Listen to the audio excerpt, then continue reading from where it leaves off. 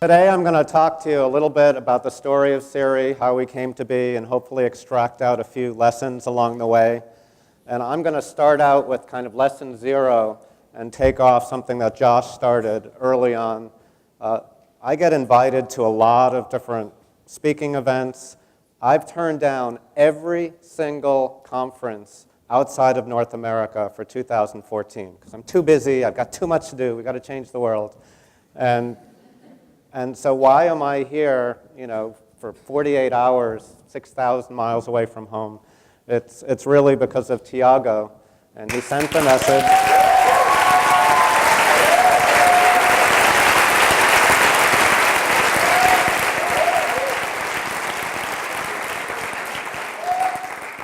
He sent me a message. He says, I'm doing a conference. It's about entrepreneurship and youth. Would you come speak? And it was beautifully worded, and I'm like, sorry, I'm too busy. I have no time to travel and to speak. I can't do it. Thank you. And he writes back, and he says, I'm not going to take no for an answer. And it was so well worded that I said, I wrote back, I said, politeness and persistence will get you a long way. And so if I can just squeeze one day away from what I'm doing, I will come, and we made that work. So I want to thank Tiago, I want to thank the whole team. It's been such a great experience just to meet you, but they're really doing a great job. So thank you.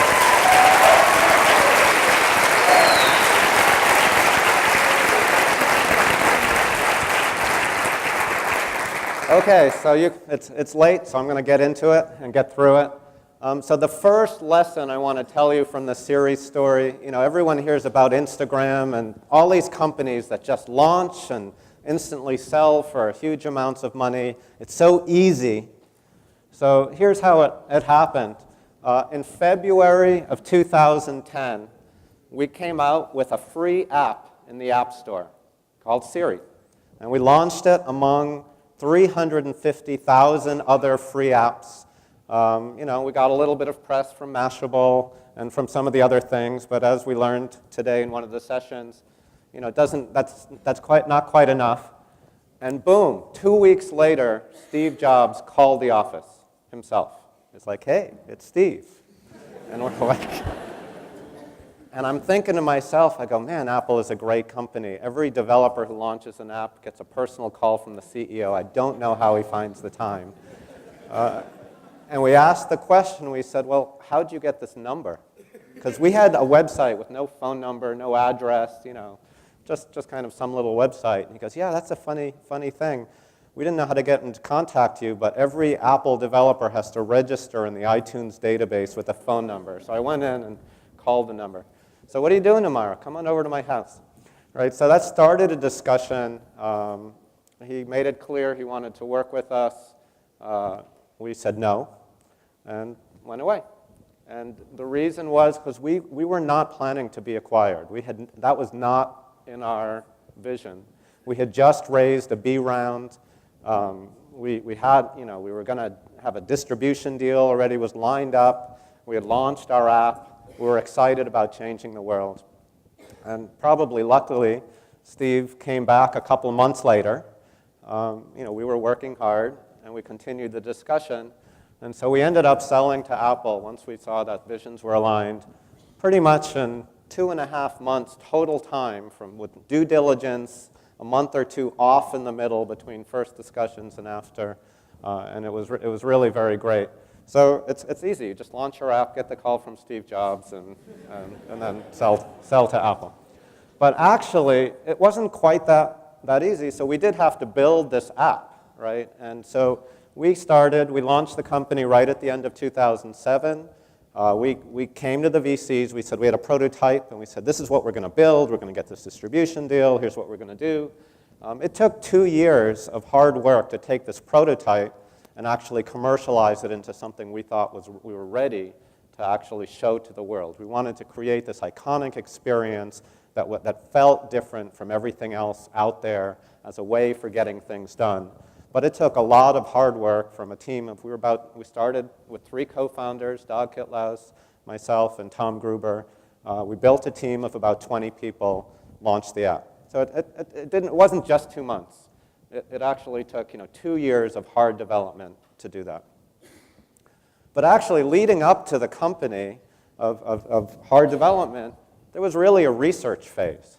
So I consider the time from 2003 to end of 2007 as really work that was kind of led into doing Siri. And people say, well, why is Siri hard?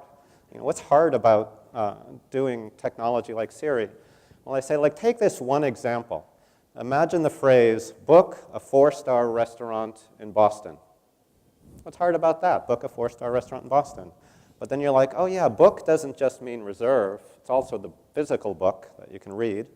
But book is also a city in the United States. And star is another city in the United States. And there are 13 Bostons in the United States. And Star Restaurant is the name of a restaurant, but I'm not talking about restaurant names. And on and on and on. And when you realize that pretty much once we loaded in 15 million business names into Siri that people might talk about, and we learned that every English word is a business name, we're like, how in the world are we going to get this thing to understand anything? We had the most basic command, which was start over, kind of reset the system.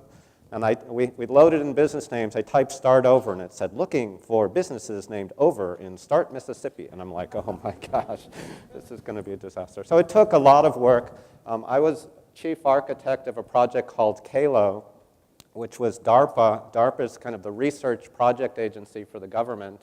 They funded a $250 million project over the 5 years.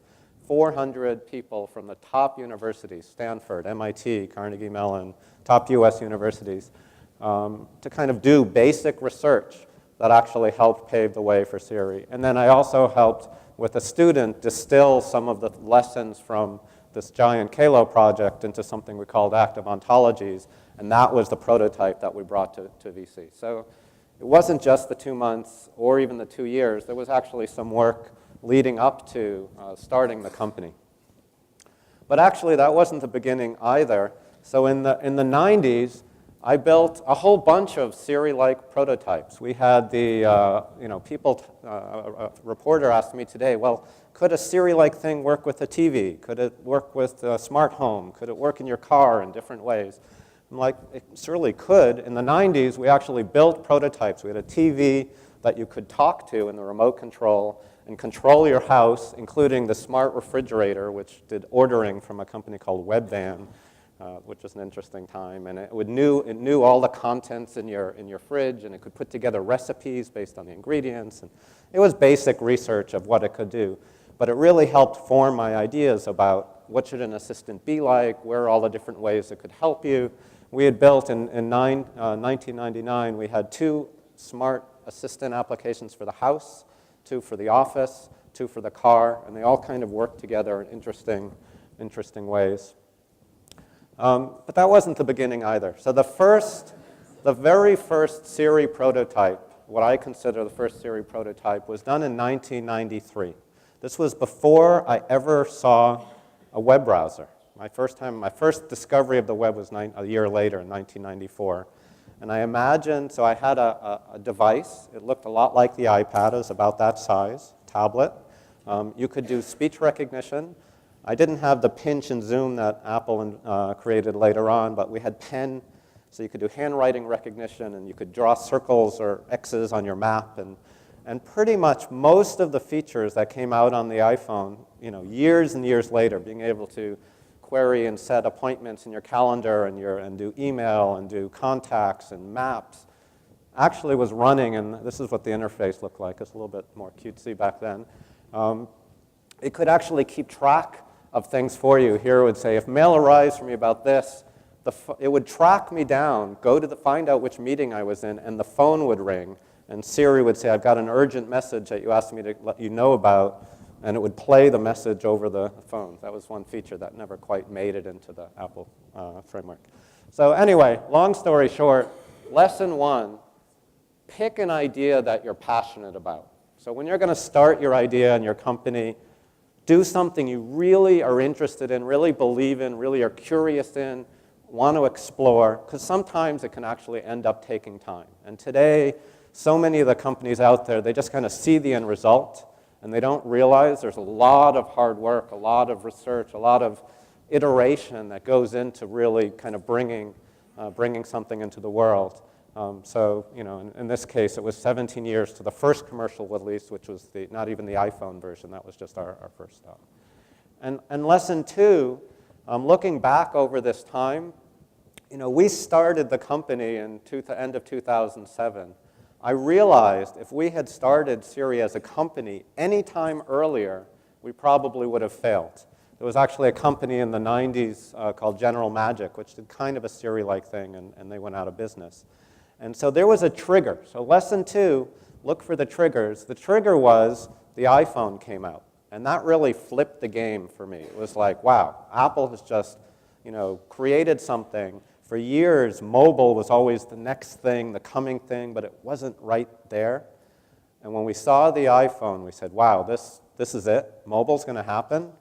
And 2 years from now, there's going to be a competitive response of some sort. All those telcos, the handset manufacturers, they now have to do something to compete with Apple, because Apple just radically made a shift.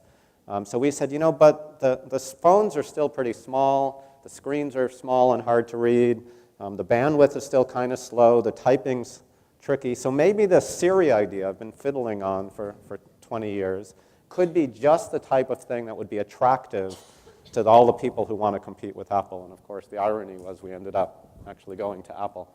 But that was the idea, was looking at the trends, being able to have these ideas over time and say, oh, now is the time. Figure out where the world is going, what they're going to want, what they're going to need, and then try to choose the right time for your idea. Okay, lesson number 3, do something hard. So one thing that a lot of people don't realize is to try to, when you create a company, you're pursuing an idea with your whole passion and being, you can, pursuing a small idea and pursuing a big idea is about the same. So you might as well kind of go for the big idea. Do something ambitious, world-changing. And I say that startups, and the reason I come talk to people like you, entrepreneurs, is that startups are the greatest engine of change in the world. Because big companies, if you're doing something easy, a big company can do it better. They have the resources, et cetera.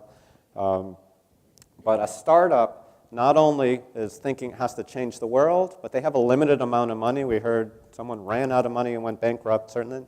That brings a focus that is not possible in a research lab where you're sitting there comfortably working on things. So startups are the way to do it. So you have to pick something ambitious and do something hard. So what's hard? Here's one thing that's hard, getting to 50 million users. So if you have a startup and you're trying to focus on steam model train space, you might not be able to reach something hard. If you're passionate about it, go do it, kind of as a hobby or something. But if you can find a way to do something big and harder, that would be good. And here are types of companies that do that. I was involved also in Change.org. I was the first developer there. Change has reached 50 million. You can see the ones that make it to 50 million users usually have some kind of viral and social thing that it just takes off. And so lesson 4 from that, not really from Siri, is follow the data. With Change.org, we didn't know the exact thing that we wanted to build and what would work. And when you look at the other companies like the Craigslist and the eBay, and why eBay and not any of the other 1,000 auction sites that existed at the time? Why YouTube and not Metacafe and all the others?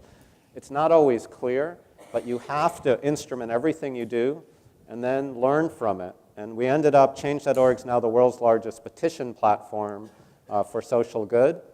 That was nowhere in our project plans early on. But we had that feature. It started to do pretty well and take off. So follow the data is where it will take you. So go for 50 million users at least. Make sure your market is big and important. Or go for at least 50 million in revenue. Figure out some product that you can sell and that will have a market size and a value that does that, and kind of check that out. Change is actually on track. We'll probably hit 100 million this year and 30 million in revenue. Or, and this is what Siri did, do something that's what I call differentiated technology. There are patents involved. It's providing value, but it is not something that you can just whip up in PHP in 10 minutes. So try to kind of have a fundamentally different technology, and those types of companies often do pretty well. Here are a few of them. These are all kind of AI-like companies. So Siri was one, kind of conversational. Vlingo was based on speech. PowerSet was kind of a natural language search. All these companies sold and did pretty well. And I can see you out there thinking, well, I'm not an AI guru, and there's no way I could do something that's patented and that no one else in the world has done. So I want to pick one case out of this. Sumly, I don't know if you know this. This is a summarization technology. And the person who started it, the investor called me and said, will you do me a favor and talk to the CEO of an AI company? He really respects what you've done with Siri and wants some time. And I said, I'm very busy. I'll give them half an hour as a favor to you. And they said, oh, one thing, he's 15 years old. I said, I'll give him 20 minutes. And this guy blew me away in the 20 minutes. And I couldn't believe, I said, he knew technology. He could talk research. He could talk business. I'm like, can you send me a picture? I just couldn't put the voice I was hearing with this image of a 15-year-old. This is the picture that he sent me. This is the truth. He's London-based, Nick Delozio, sitting in his bedroom. He looked 13 at age 15. And he created AI hard technology, summarization technology, brought it to market in a beautiful app, and a year and a half later, this is Nick, got kind of the boy band thing going on by this time, way more confident. Sumly sold to Yahoo for some rumored number of like 30 million. There were only 3 people, and one of them still was going to high school. So the point is, from young entrepreneurs, don't be scared away that, oh, hard technology is hard. At 15, he couldn't have, broken through for 15 years of research. I mean, he's only 15. If he can do it, you can do it. So pick a problem, try to solve it, learn what there is to know, read some papers, and you can be an expert in anything. So it can be done. Okay, and lesson number 5, and this is the last one, and then we'll wrap up. It's visualize it. And so what that means is you're out there, you're going to change the world, you have an idea you're passionate about, you're ready to do something. And so I ask you all to think, what would success mean? And how will you know when you're there, right? And make a visual picture. And this has happened to me over and over and over again in my life. But this is one moment I remember so clearly. So we had just started Siri, we had this vision, we're going to build this great thing. And I walked into an Apple store, and I noticed on the wall there were these icons of the big guys. There was Google, there was Skype, there was Pandora. And I said, someday, Siri is going to be an icon right there on the wall next to the big guys. And it seemed so ambitious.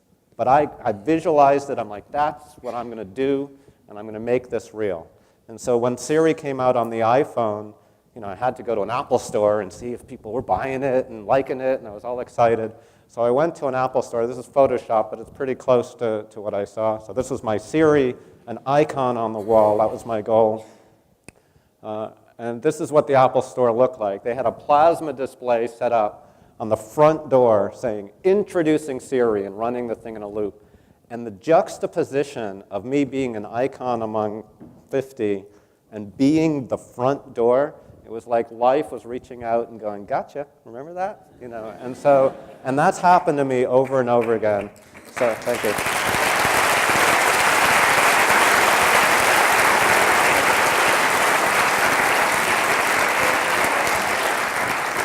So visualize it, make it come true, and life will usually find a way to surprise you. So the kind of summary of the 5 ideas, plus the new amendment, which I learned today, politeness and persistence will take you far. So idea number 1, ideas often take time to develop, so pick something you're passionate about. Idea 2, look for the triggers. Think, is this the time? And where will it be 2 years from now that it's going to take me to build it? Is it still going to be the time? Because you want to skate to where the hockey puck is going to be, or whatever the appropriate soccer analogy, football analogy is. Number 3, do something hard. So kind of what's hard, it's 50 million users, 50 million revenue, or some patented differentiated technology that hasn't been done before. Number 4, follow the data. So instrument everything. It may not work out exactly as you imagine, so you have to trust the data and learn from it. And number 5, it makes it all the more sweet if you can visualize your success, and then when you achieve it, you're there.